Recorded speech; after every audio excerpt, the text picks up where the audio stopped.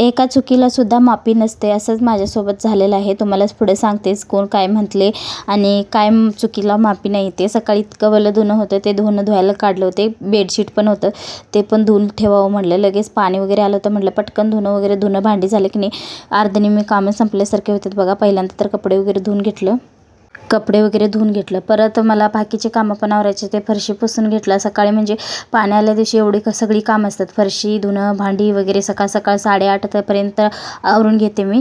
नंतर स्वयंपाक वगैरे शिस्तीत करते, कारण की आज स्वयंपाक पण शिस्तीत नव्हतं.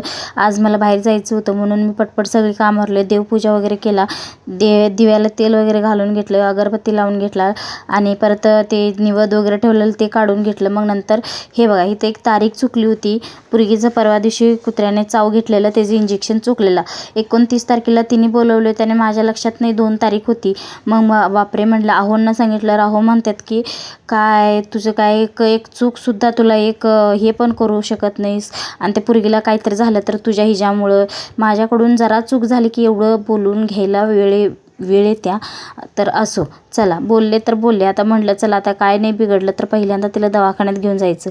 मग पहिल्यांदा तर आम्ही इथं गणपतीच्या मंदिरामध्ये आलो, देवाचं दर्शन वगैरे घेतला. मग नंतर इथं हार वगैरे बनवायला ते लेडीज बसल्या होत्या. इथं विहीर आहे, त्या विहिरीमध्ये मासे बघा किती आहेत, छोटे मस्त वाटत होतं ते बघायला पण, आणि विहीरमध्ये पाणी पण भरपूर होते.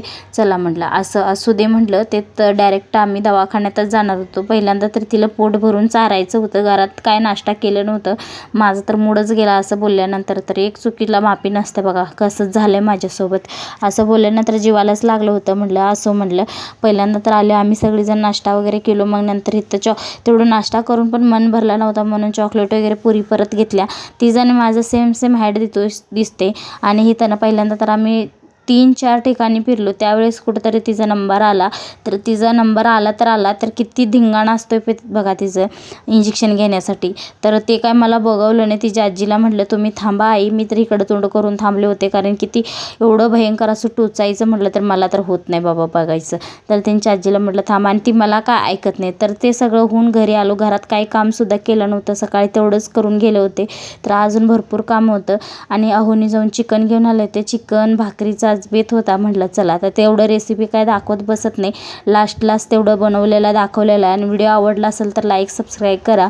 आणि तुम्ही काय सबस्क्राईब करत नाही, व्हिडिओ मात्र पूर्ण बघत जावा आणि सबस्क्राईब करून घेत जावा. इथं पहिल्यांदा तर भात लावून घेतला, मग नंतर सगळं आवरून घेतलं. तर पुढच्या व्हिडिओमध्ये भेटू, चला बाय.